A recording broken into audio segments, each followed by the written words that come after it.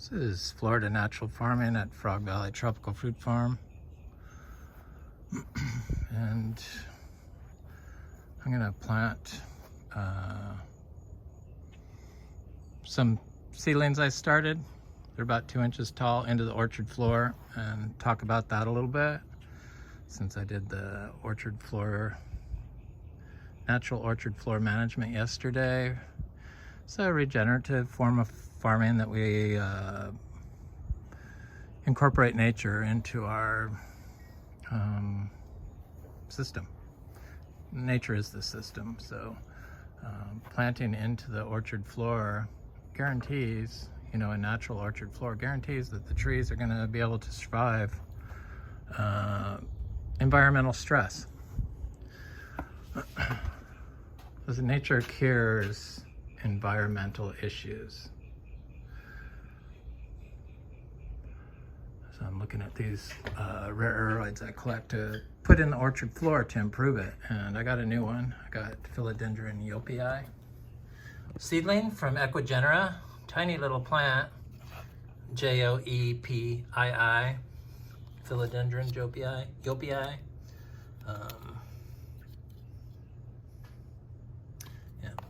So I just removed all that comes in cocoa coir and moss, and I'm sure a lot of fertilizer.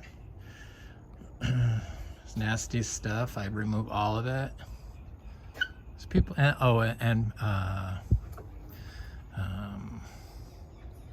what is it, perlite? That calcium stuff they have to put in there because when carbon breaks down and water's added, it makes carbonic acid. So plants will only uptake nutrients that are bad for them, or they will uptake nutrients that are bad for them if the pH is bad, if they're being fed synthetic fertilizers, say just salt-based fertilizers. So it's just a way to buffer that, I think. Basically, they act like it's for drainage, but I'm sorry, a rock or two in there that's surrounded by soggy cocoa coir and moss isn't providing any drainage. It's just moving the water elsewhere, but there's no way it's helping the drainage. It's for the acidic conditions that's created under I hate cocoa coir, just in case you didn't know. But when I plant plants in the orchard floor that are started in cocoa coir, they always get eaten up. So I'm not sure why that is.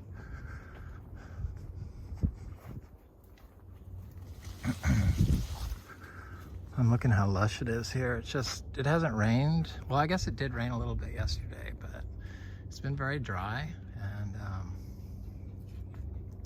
I noticed the fruit production slows down, except for on the annonas. But like the cashews and the cashews, definitely. Look at these heliconia. There's a lot of them in there. There's 2 different types in here. They're quite beautiful. 3 different types in there. This is a pink one here. There's a yellow one here. Or the pink's there, I don't know. They're everywhere. I like them, they're cool.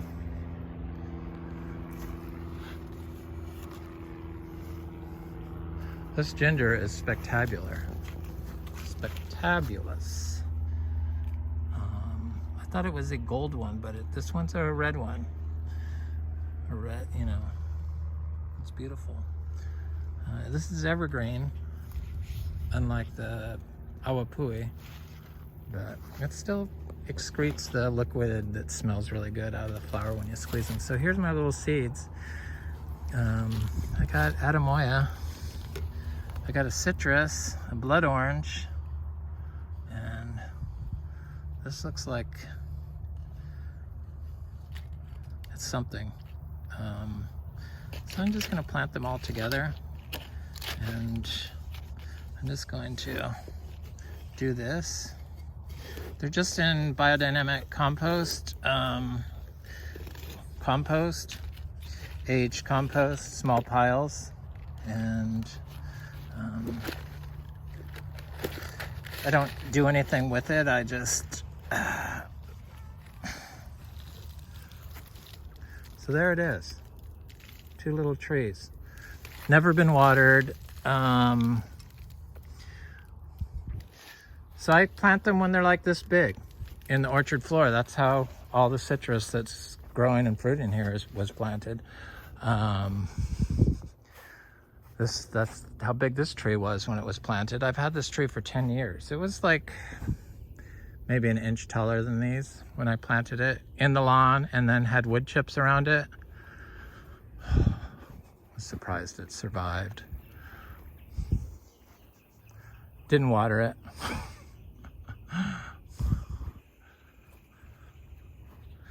I got some cool random fruit trees like the ala sapo right back there that's doing well.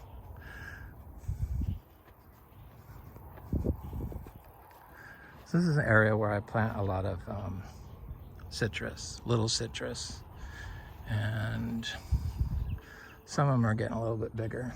So I might as well just go in here and show you that. So this is what I planted in it, stuff like this. And the reason why this works is, okay, this farm was heavily influenced by Indian zero budget natural farming. And I owe a lot of my inspiration to them. Thank you, India. And one of the things I got out of it was doing a low, because they have, I can't think of the name of it and I wouldn't be able to pronounce it right anyway, but they do this low compost pile. You know, they use the zebu manure and a carbon source and stuff, and then they set it there, and it's like a low pile. I'm going to plant this right here. And I just put the shovel in there and push the soil. So right in the roots of the plants. I don't remove anything. Then I take my little tree, the soil's still connected to it, and I put it right down in there.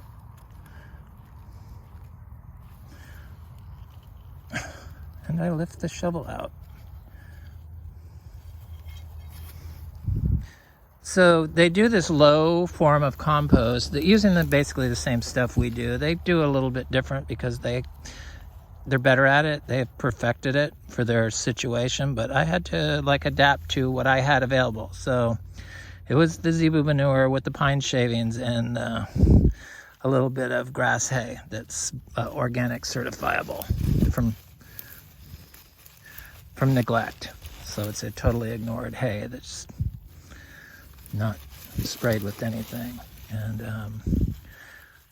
so I do that. So then they'd wait, and then they'd chop it all up and mix it together, and then make like a coffin shape basically, and probably about that high, probably like 2 feet high. And then they'd plant seeds in it after it was aged a while, and corn, and it was a mix of seeds. And then they'd chop all the roots all up after they got about 6 inches tall, and it was like covered in all this stuff. And then they'd repack it into that shape. And I think they aged it some more and probably dumped some like milk or ghee, because they use all parts of the zebu, so butter and everything, pea. And so I realized that I could do that on my low piles, because I saw where the best compost was coming out of was from the areas where the weeds grew on it. And I would just use the compost, and with the roots and everything in it. And then I discovered that roots excrete volatile organic compounds, which are beneficial to the soil, that attract life to help the plant grow. So it just made sense that that's why that works. So this is kind of the same thing, but you just put the shovel in the ground, in the roots, and you push it and you plant it small. And I wanted to mark it, but I don't see where it's at. Is it right here? No, damn it. That's the problem. That's why you stay off of it. So it made sense because the roots, when they're separated, they're going to excrete volatile organic compounds. So when you remove all this stuff, you're taking all that input from the roots away, because all you have is wood chips or lawn that roots go down like 4 inches is all. So it's usually people remove all the lawn from around the tree, so you have nothing. So it's kind of just common sense. It's just really, when you think about it, it's just, that's why it works. They're learning this stuff, so as the information gets released, you can piece it together pretty much, like I have, somewhat. We're still learning, but here's a little citrus that I planted, I think last winter, and never watered. It's a seed-grown citrus. All of our citrus are seed-grown. And here's one. Here's a pile of poo. Here's a citrus. So this is from one of those mandarin cutie oranges. Those little tiny things without seeds. Looks very healthy. Planted next to a star apple. Big difference, much better. And a June plum, and then another star apple, and a Ingus pictabilis tree, and all seed grown stuff. So another star apple seedling over there. It's probably one of our rarest star apples. The DPI gold star apple, right here. Does just fine without any help. They may take a while not watering them, but guaranteed they will survive all that nature has to give them with no water. It's minded by nature. It's mindful farming. That's what it is. I wanted to go look at that cashew tree and see if there's any seeds under it.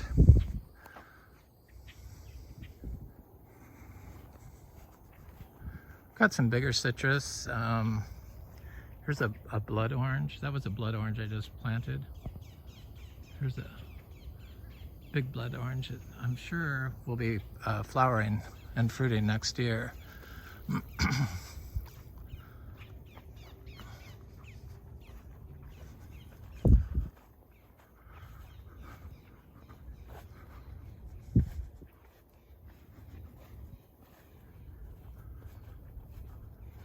This Quimuk tree, it's been dry.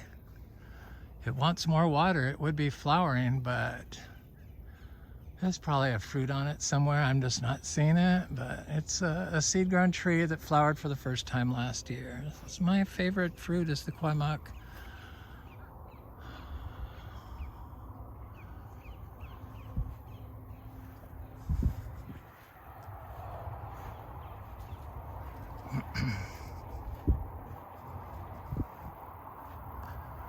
Here's a citrus.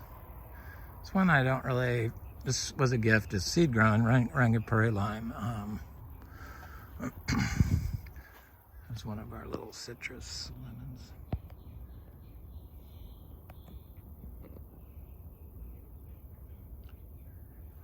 That could be pomelo, I guess.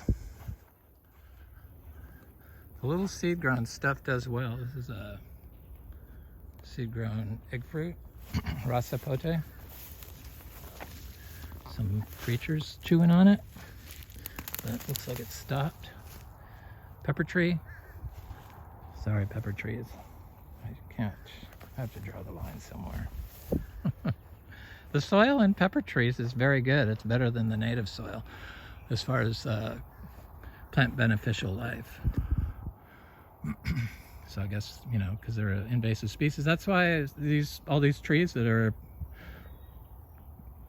basically invasive that we planted should be able to do just fine. But the way people have started them, sterilizing the seeds, growing them in chemicals, they are unable to form relationships with the organisms in the native environment to function at their full invasive species potential, like the pepper tree. Because I know the seed-grown trees that are started correctly have zero problems. Not all of the nursery-grown trees that are started with sterilized seeds have troubles, but enough of them do where you can see that it's a problem. They're just not, probably don't have the calcium cycle correct, would be my guess. So spraying them with EM or lab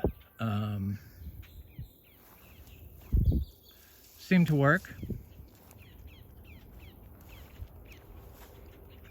I'm gonna go this way because I don't want to bother my little wood ducks. Or 3 sets of wood ducks is what it is.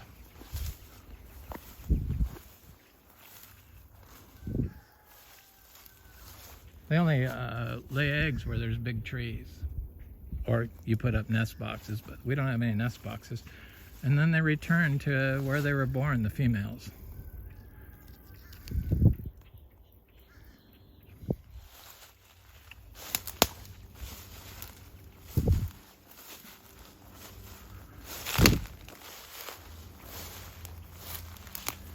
The white sapote that got covered with grapevines. This is not a good thing. Nope.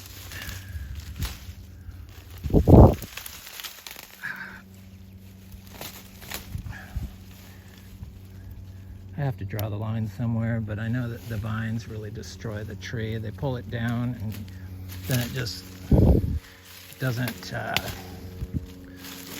ever get a chance to grow up, get sun and fruit. So I wish I'd gotten to this sooner because it's a pretty good sized tree, but it's okay. Yep. Get off my tree, grapes.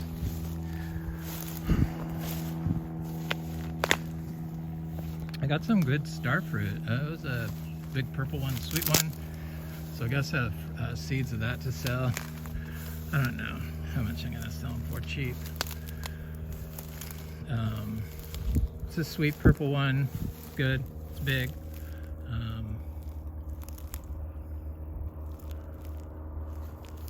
Little seed mango that I planted last year. It's a little citrus. They do quite well. The leaves smell very good. So I've been thinking about the leaves and stuff and realizing that the, you know, all the essential products, health products that they have from marijuana, it's just based on, you know, the volatile organic compounds that plant has. And I know that they've shown that all these, especially well, all of them, it seems, the trees that have been used for food and fruit, a lot of the leaves have health beneficial volatile organic compounds of different types. So I'm sure there's a huge market for, especially for like the Garcinia, the Guanabana, I'm sure the African peach, all this stuff to develop products like that, you know, creams and stuff. I don't know. Tropical fruit tree business is a multi-generational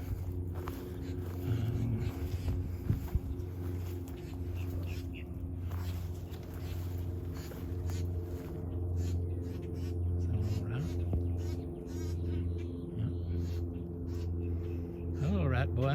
What are you doing? I like those little native rats.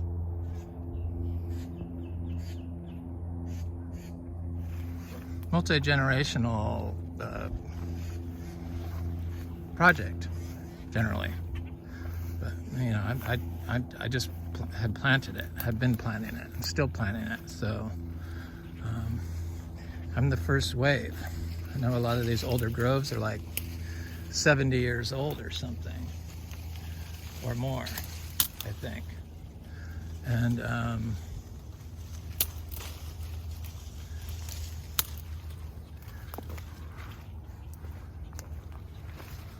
just wonder sometimes what it's going to be like here in the, 50 years after I'm gone, or 30 years, what this place is going to look like. Because I'm sure, all this stuff growing, it's quite a huge amount of trees, fruit producing trees. Now I can't imagine what it's going to be like in 30 years if we haven't completely cooked our planet, which I guess we're working on. Okay, I know I saw fruit on this tree. It has been dry, but I saw fruit on it, and it was around here. Where are you? Little cashew fruit. Birds have been beating me to it. Okay, since the drought, this thing has slowed down. It didn't start producing good. It was flowering even during the freeze, but it didn't really start producing until the rain started. But then the rain stopped and the tree stopped. Rains have never stopped in the summer since I've been here. It's the first year for that, but I guess we're gonna get a lot of rain today, so I imagine we're gonna get the opposite now for the next 3 months, I hope. It's nice because we don't have any standing water issues anymore, so that's I don't have to worry about anything. My neighbors, they're not so lucky.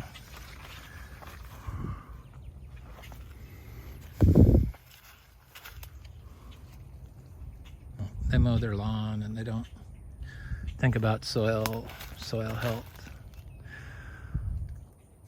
Okay, there's got to be a fruit. I know I saw a fruit. Where did it go?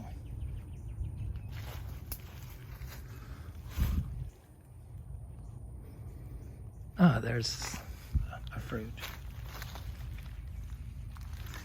A seed. The fruit's gone, but I want the seed. That's what I was looking for. This one appears viable. I'm gonna take it. It's small, but it had a swollen embryo, so that usually means it's got something in there.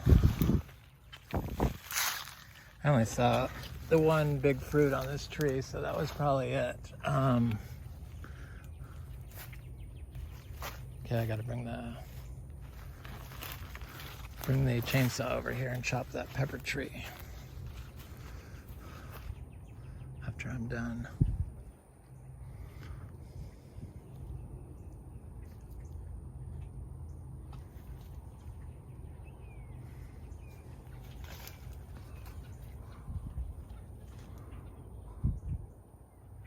I don't see any more. I don't even see any flowers. Yeah, I see flowers.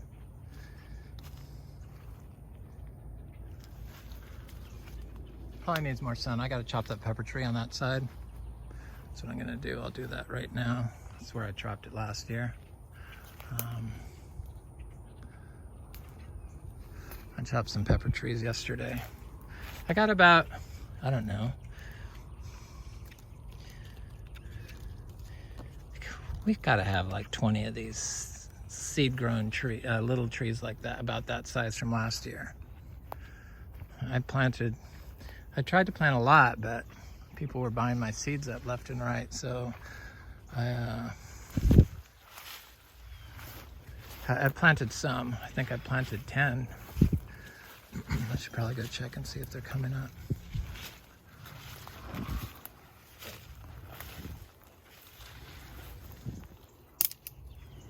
Somebody wanted me to talk about the update on the peach cobbler mango.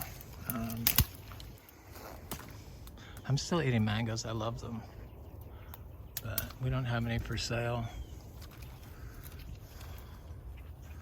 That's kind of the end of it. There's some on the tree, and we actually have a namdakmai tree that's flowering, but I think it's too warm for it to set fruit. Because it set fruit and it dropped off, so I think it might be too warm. Anyway, this is Frog Valley Tropical Fruit Farm, and I hope you have a beautiful day.